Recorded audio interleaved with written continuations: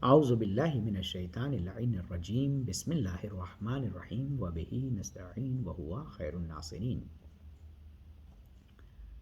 قال رسول اللہ صلی اللہ علیہ وآلہ وسلم زوروا موتاکم وصلوا علیہم وسلموا علیہم فإنا لکم فیہم عبرا۔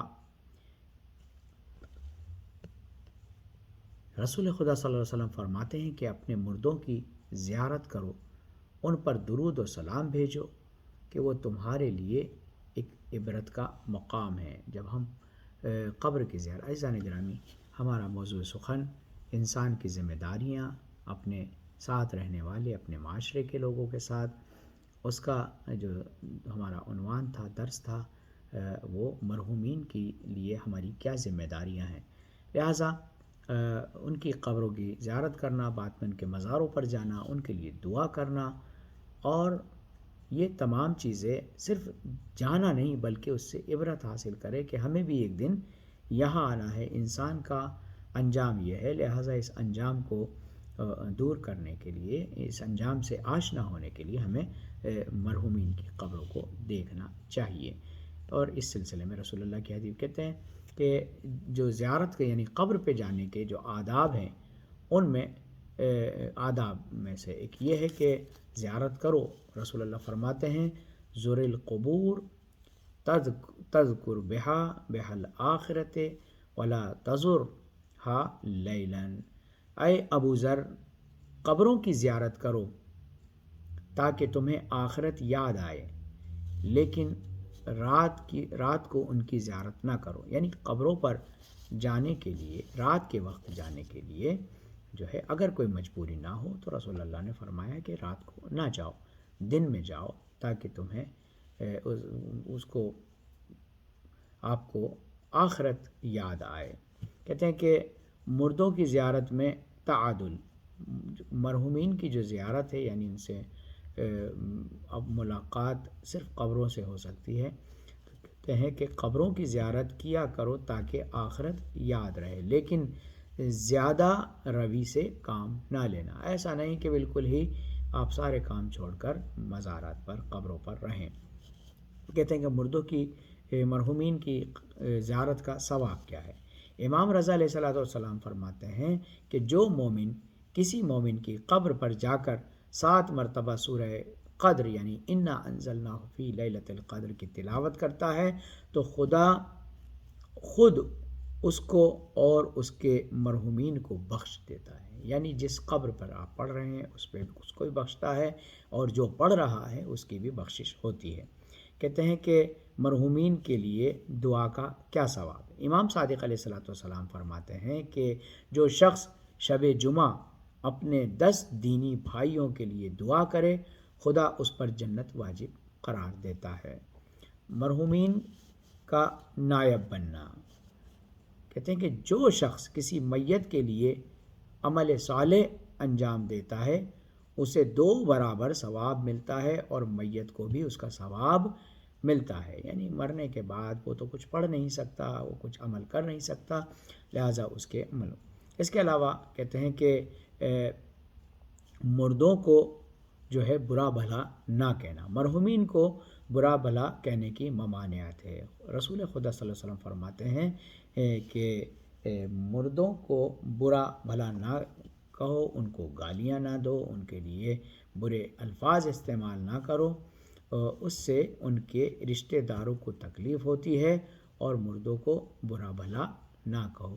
عزیزان گرامی، یہ اخلاقی بھی ہے کہ انسان کو کسی کے لیے بھی، زندہ اور مردہ کسی کے لیے بھی نہیں، لیکن جس رسول کی ہم پیروی کرتے ہیں، اللہ کا وہ رسول خود اس سلسلے میں اگر ہمیں حکم دیتا ہے، بیان فرماتا ہے، تو ہمیں ان سب چیزوں سے پرہیز کرنا چاہیے۔ لہٰذا جو ہے ممکن ہے کہ کسی شخص نے آپ کے ساتھ غلط برتاؤ، اب وہ نہیں ہے، وہ اس دنیا میں نہیں ہے۔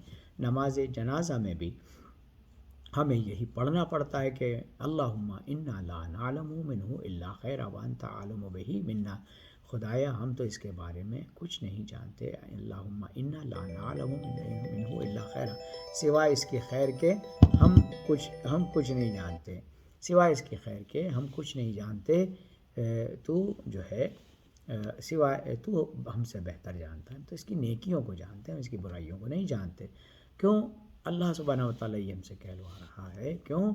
کیونکہ جو ہے یہ مردہ ہے، یہ بھاگ بھی نہیں سکتا، یہ اپنا منہ بھی اپنا نہیں چھپا سکتا، یہ اپنے حرکت بدن جسم ختم ہو گئی ہے اس کی، لیکن جو ہے اگر ہم بلا بلا کہیں گے، اس کی برائیوں کو گنیں گے، تو یہ تو حکم ہے نماز جنازہ میں اس حکم کو دیا گیا۔ لہٰذا ہمیں مرنے والوں کے ساتھ بہت ہی زیادہ جو ہے مرحومین کے گھر والوں سے، پسماندگان سے بھی ہمیں جو ہے اچھا برتاؤ کرنا چاہیے، اور یہی وجہ ہے کہ جو ہے 40 دن تک اس کے گھر میں چولہا نہیں جلتا تھا۔ تو رسول اللہ صلی اللہ علیہ وسلم نے اسلام سے پہلے جو رواج اس دنیا میں تھا، تو کچھ چیزوں کو رسول اللہ نے حرام قرار دیا، بالکل ختم کیا، جیسے طلاق نکاح شگار۔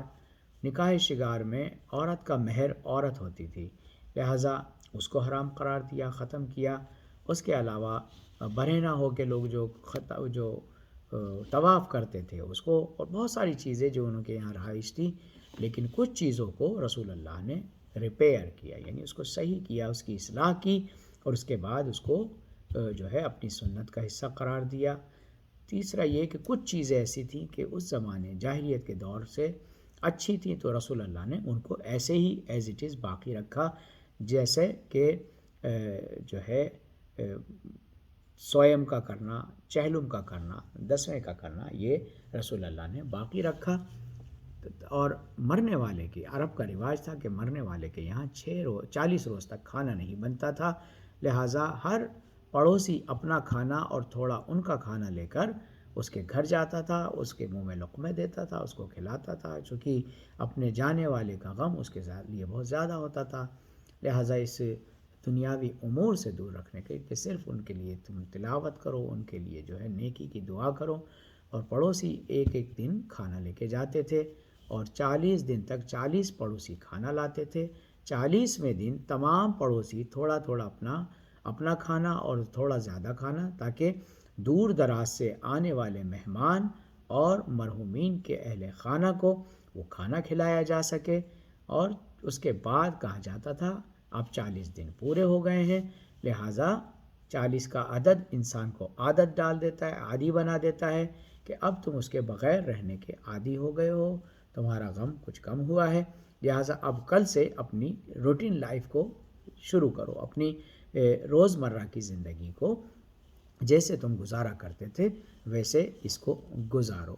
لہٰذا یہ بہت اچھا ہے کہ چہلم کی رسم میں کیونکہ دور دراز، لیکن اس کے معنی یہ نہیں ہے کہ ہم مرنے والے کے پسماندگان پر ایک زور ڈالیں چہلم کا، اور بہت زیادہ ان سے اخراجات کروائیں یا سویم کا۔ یہ اس لیے ہوتے تھے کہ جو لوگ جلدی نہیں آ سکتے تھے مرنے کے بعد، وہ 30 سویم تک پہنچ جائیں، اور جو بہت اور دور رہتے ہیں وہ 40 چہلم تک اس مرحوم کے گھر پہنچ جائیں، تاکہ اس کا عیادت کی جا سکے، چونکہ آپ 40 دن تک مردے کو رکھ نہیں سکتے۔ جلد از جلد دفنانے کا رواج تھا عرب میں، چونکہ گرمی ہوتی تھی لہٰذا فوراً دفنا دیا جاتا تھا، اہل خانہ نہیں بھی ہوتے تھے، یا اس کے بیٹا جو اگر کہیں گئے ہوئے سفر پہ تو اس کا انتظار ممکن نہیں ہوتا تھا۔ میت کو ویسے بھی بہت زیادہ انتظار نہیں کرانا چاہیے۔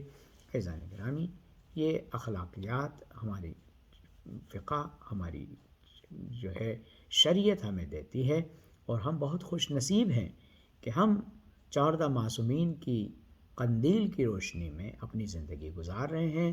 وہ 14 معصومین کہ جو پوری دنیا کے لیے، پوری کائنات کے لیے ہدایت کا چراغ ہیں، وہ مصباح الہدیٰ ہیں اور سفینۃ النجات ہیں، لہٰذا ہم ان کے امتی ہیں، ہم ان کے پیروکار ہیں، ہم ان کے چاہنے والے ہیں، محب ہیں اور مسلمان ہیں۔ لہٰذا ہم سب کو چاہیے کہ اپنے کام کو، اپنے امور کو بہترین بنائیں۔ کونوا لنا زینا ولا تکونوا علینا شینا۔ چھٹے امام فرماتے ہیں کہ ہمارے لیے زینت بنو، ہمارے لیے رسوائی کا سبب نہ بنو۔ خداوند منان آپ تمام ناظرین، تمام مومنین مومنات کی طاعت اور عبادت کو قبول فرمائے اور ہم سب کو توفیق عنایت فرمائے کہ ہم اس مہینے میں زیادہ سے زیادہ جو ہے اچھے نیک کاموں کو انجام دیں۔ امام زمانہ کے زور میں تعجیل فرما تاکہ ہم سب ان کے اعوان و انصار میں شمار پائیں۔ والسلام علیکم ورحمۃ اللہ وبرکاتہ۔